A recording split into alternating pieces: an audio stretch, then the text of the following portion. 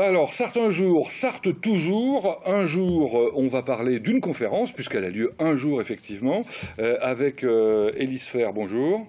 Claude Gabriel David, bonjour. Bonjour. Vous représentez ici Renaissance Environnement Santé, c'est ça? C'est ça. Qui organise des conférences, beaucoup. On organise des conférences depuis déjà une bonne vingtaine d'années. Et là, celle-ci, elle va avoir lieu le 15 octobre. Jeudi prochain. Le même jour que ce dont on vient de parler, c'est-à-dire les portes ouvertes de l'AVF, mais c'est pas la même heure, donc ça va. Il n'y a pas de problème. Et ça s'intitule « Rester en bonne santé, comment se soigner autrement ?» Je pense que ça va vous intéresser parce qu'on va parler effectivement de choses qui ne vont pas plaire obligatoirement à tout le monde d'ailleurs, mais voilà, je vous expliquerai pourquoi, comment, les médecines alternatives par exemple. Et puis je suis heureux de recevoir Étienne Bouton. Étienne Bouton qui nous crédite d'une belle histoire ou de belles histoires, histoire secrète de la cité Plantagenet, un livre de 239 pages aux éditions Libra Diffusio. Bonjour Monsieur Bouton. Bonjour. Merci d'être venu avec plaisir. Ça c'est votre bébé, c'est le combienième livre? Oh, c'est le 5e. 5e. 5e, oui. Bon, dans celui-là, vous avez mis des histoires qui n'ont jamais été racontées? Qui ont été oubliées.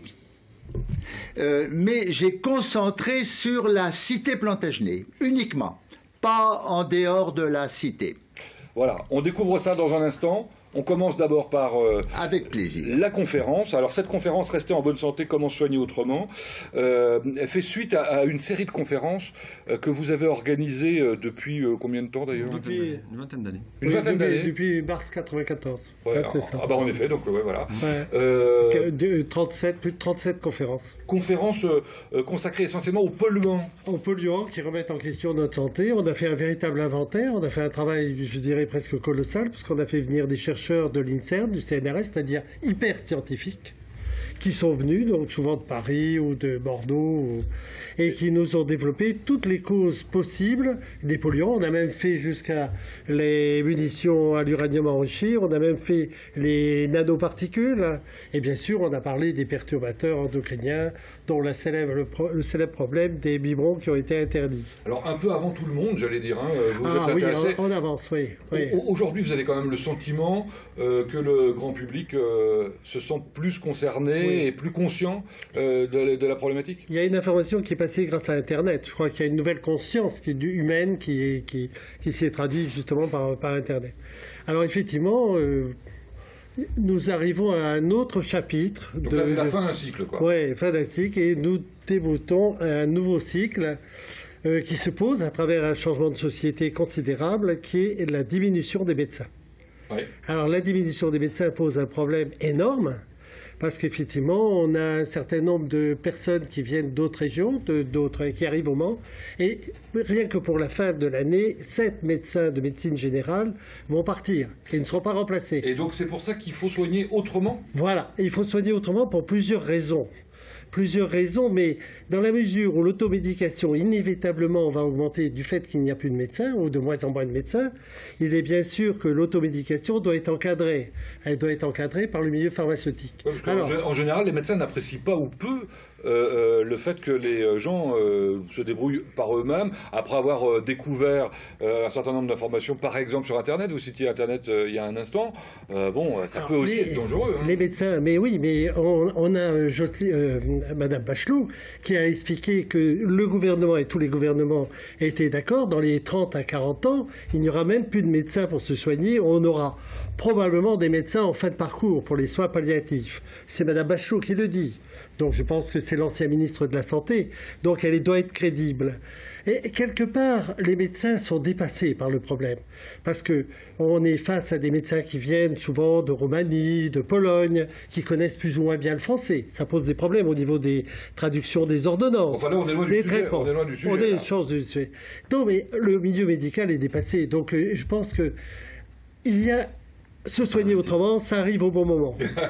Alors c'est amusant d'entendre ça de la part d'un médecin, hein, parce que je rappelle que... Oui, je suis médecin et diplômé d'immunologie en plus et homéopathe. Le milieu médical est dépassé. Oui, il est dépassé par les circonstances politiques. Ouais.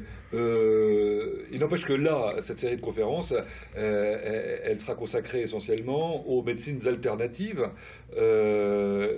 l'homéopathie, l'acupuncture, enfin, par exemple, hein, l'ostéopathie, la sophrologie, l'hypnose, qui peuvent être des solutions. Oui, alors, disons que le problème des médecines alternatives, c'est qu'il y a une méconnaissance, parce qu'il y a tellement de développement qui s'est fait, qu'il y a à la fois un engouement du public et une certaine méfiance, parce que finalement, il faut déjà connaître beaucoup de choses, il y a une information qui passe pas, et puis comment faire la différence, oui. Comment faire les indications. Je crois qu'il y a tout un programme à mettre en place. Et ce qui est pour nous important, c'est que c'était éviter, se soigner et, disons, faire attention à notre environnement pour se soigner mieux, pour resté en bonne santé. Mais c'est important aussi d'éviter les produits chimiques issus de la pétrochimie. Ah, mais ça, je pense que tout le monde est plutôt d'accord là-dessus. Personne n'a envie de s'empoisonner, quoi. Oui. Alors, il est bien évident que vous dites, attendez, parce que ce qui est intéressant, c'est quand même parler de choses un peu concrètes, les chiffres.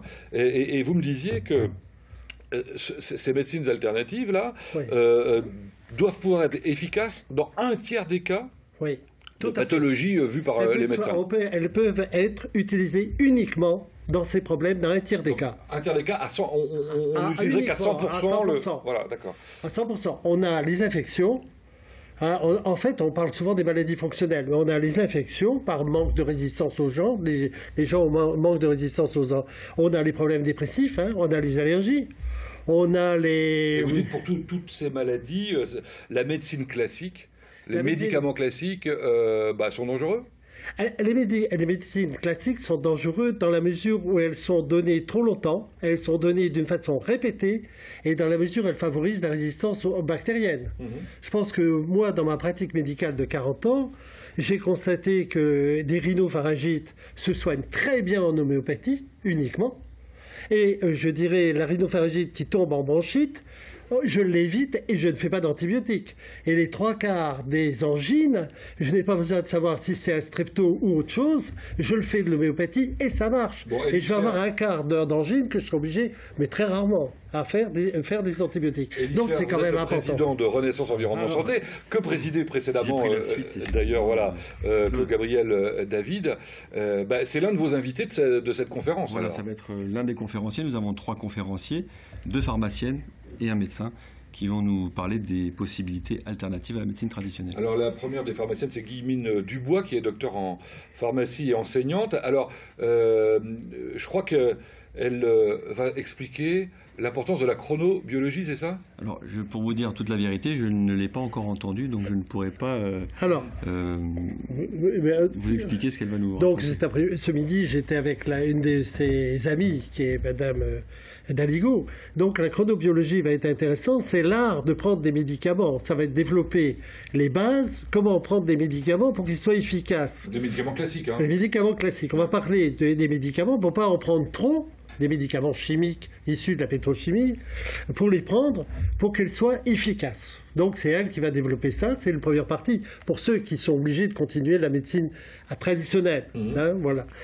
Après, Madame Daligo va développer la phytothérapie avec une ébauche également sur les maladies rhumatismales en homéopathie. La phytothérapie, c'est quoi ? Ce sont les plantes qui existent depuis l'aube de l'humanité, hein, depuis la préhistoire. L'homme a commencé à trier des plantes pour les manger, pour se soigner. Donc c'est depuis l'origine de l'humanité. Bon. Donc les plantes, c'est tout un cheminement, des connaissances, des préparations, une autre science qui s'est développée depuis 20 ans là-dessus. Elisphère, c'est une première d'un cycle de conférences, parce que vous n'allez pas tout voir en une soirée, quoi. Non, c'est pas possible. C'est la première d'une série de conférences que nous aimerions organiser. Bon, je pense que ça risque d'avoir beaucoup de succès, parce que y a pas mal de gens qui se posent des questions quand même, effectivement, quant à l'utilisation. Effectivement, quand on aborde des sujets qui touchent les personnes, nous voyons plus de fréquentation dans les salles. Alors ça se passe le 15 octobre. Le 15 octobre, salle des concerts de la médiathèque, 20h30. Très bien. Le prix d'entrée ? je ne sais plus, 2 ou 4 euros. C'est gratuit pour les adhérents. Tout dépend du... Donc il faut adhérer à... Pour les adhérents, c'est gratuit, mais Renaissance tout dépend du Environnement statut, si on a des étudiants ou des chômeurs ou des retraités. Et les adhérents ont la possibilité d'avoir toutes les bases de données de toutes nos conférences qui sont passées. Donc c'est intéressant quand même. Puis se soigner d'une façon active, c'est être informé, c'est ne pas être passif. Est-ce que, Une dernière chose, c'est aussi une soirée débat où les personnes qui assistent à la conférence peuvent poser des questions. apporter des témoignages? Et c'est aussi un moment de convivialité parce qu'à l'issue de la conférence, nous avons le pot de l'amitié de l'association qui a toujours eu lieu. Sans alcool? Sans alcool. Évidemment. Se balader dans les rues de la cité Plantagenet, ça peut être que bon pour la santé, ça. Oui, mais je connais monsieur depuis longtemps. Qui ne connaît pas Étienne Bouton? Allez, on découvre le livre après. L'historien. Petite virgule.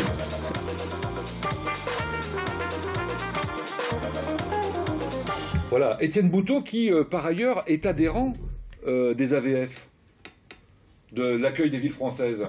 Voilà. Voilà, il me semble que vous êtes un adhérent actif, un membre actif. Alors ce livre, Histoire secrète de la cité Plantagenet, vous le couvez depuis combien de temps? Oh, écoutez, voilà. Vous savez que j'ai fait un plan en relief de la cité Plantagenet. Je l'ai terminé en l'an 2000. Et après avoir rassemblé toutes mes petites maisons, j'ai pensé qu'il serait intéressant de raconter la vie des rues de la cité Plantagenet depuis toujours. Et pour ce faire, vous avez donc écrit toutes ces histoires. C'est une série d'histoires d'une manière chronologique. C'est ça. 239 pages, dont 11 pages qui sont consacrées au plus de l'histoire. C'est ça. Vous avez extrait les petites choses. C'est ça. En fait, j'ai rédigé des textes et avec l'éditeur, nous avons pensé qu'il était préférable d'extraire des choses complémentaires et les mettre en fin de livre. Donc, ce sont les plus de l'histoire. Quand on veut être plus tatillon, aller retrouver des anecdotes plus complètes. Alors, l'éditeur, c'est Grégory Chacun, évidemment, Libra Diffusio, qui a décidé de vous sortir au moment de la 25e heure du livre. Je vous propose de regarder en face de vous l'écran qui est là, où vous allez voir des images. Et comme ça, vous allez pouvoir nous les commenter. Là, ce que vous allez voir, c'est la stataire d'or. Le stataire ou la stataire? Voilà, ça c'est les pièces d'or, les 152 pièces d'or qui ont été trouvées au Mans. Sur les bords de Luynes. Sur les bords de Luynes, oui. Vraisemblablement, elles ont été amenées lorsqu'on a remblayé le terrain et on a certainement transporté un pot plein de pièces d'or. Et puis, ça a été déversé sans que le pot casse. Parce que j'ai eu l'impression que vous racontiez que ça avait plutôt été enfoui pour cacher et ne pas se les faire voler. À l'origine. Oui, c'est ça, on est d'accord. Oui, à l'origine, c'était un moment de panique et les gens cachaient leur trésor pour le retrouver. Et puis, beaucoup n'ont pas retrouvé leur trésor pour des circonstances diverses. Alors, le menhir, ce menhir de la cathédrale... Ça, c'est une vraie originalité mancelle. Oui, alors certainement que d'autres villes se sont bâties autour du menhir. Nous, on l'a gardé. Et on l'a gardé. Il y a une lutte un petit peu entre le clergé, le nouveau clergé, et les traditions anciennes. Et il a été à un moment donné christianisé. C'est-à-dire qu'on l'a mis un chapeau en fer avec une croix, qu'on retrouve encore. Il y a toujours le scellement au haut du menhir. Alors moi j'ai découvert dans votre livre qu'il y avait également un dolmen qui s'appelait la pierre de lait. Voilà, la pierre au lait, oui. Ce dolmen a été détruit très tardivement. On ne sait pas exactement la date, mais à la fin du XVIIIe siècle et peut-être même au début du XIXe. En tout cas, c'est sur ce dolmen que 65 manceaux ont perdu la tête. Voilà, 65 manceaux. Alors, si vous voulez, c'était été la pierre de sacrifice des manceaux. Aussi, beaucoup de parents des gens qui ont été exécutés ont voulu, se sont refusés de voir disparaître cette pierre de sacrifice. Alors la muraille gallo-romaine, on en est tous fiers de cette muraille et de ses dessins, mais vous nous apprenez quelque chose, ce sont les trous de Boulin. Ah oui, voilà, oui, ben ça c'est pour... c'est quoi? Pour bâtir un mur, mais vous savez, on en fait encore des trous de Boulin, hein. Pour bâtir un mur, on met des bois, on incorpore dans la maçonnerie des bois, comme horizontalement, pour mettre l'étai, pour étayer, pour grimper, et au fur et à mesure. Alors, en principe, on aurait dû les reboucher. Alors, ils ont peut-être été rebouchés, mais la pierre n'a pas tenu, si bien que maintenant, ça fait des nids pour les pigeons. Oui, c'est plutôt pas mal ça. Alors on découvre évidemment le patrimoine et l'histoire du patrimoine, la maison du Bon Conseil, avec ce malade qui est une sculpture en bois du XVe siècle par exemple. Oui. Vous parlez de la maison suspendue, non? Alors il y a aussi les maisons suspendues dont il est question. Vous nous expliquez d'ailleurs qu'il y en avait eu plusieurs maisons suspendues, je crois. Oui, il y avait... c'était un peu peut-être pour faire une augmentation. Ce n'était pas pour passer d'une maison à l'autre, hein. Non, parce que celle qui existe encore, elle était afférente à une maison, mais pas du tout une communication. Alors il y en avait plusieurs, notamment dans le bas de la ville. Il y avait celle qu'on connaît, bien sûr. Et puis, il y en avait une autre qui a disparu lorsqu'on a démoli les quais. Vous avez reconstitué une horloge astronomique et c'est Julianos. Voilà, l'horloge astronomique a été faite par le cardinal, financée par le cardinal de Luxembourg qui voulait offrir à son clergé l'exactitude pour commencer les offices. Et... elle a été malheureusement démolie au XVIIIe siècle par un évêque qui ne supportait pas les gens courir avec leurs sabots pour voir tout le mécanisme se mettre en mouvement. Mais nous avons quand même conservé quelques éléments. Le musée conserve des pierres, des morceaux de pierre qui avaient été réutilisés mais qu'on a retrouvés. Alors vous, en tout cas, vous n'avez pas peur de recréer des choses qui n'existent plus à partir de textes que vous avez découverts. Moi, j'ai découvert que, alors je ne sais pas comment on prononce son nom, Adolphe Singer, on dit Singer ? Singer.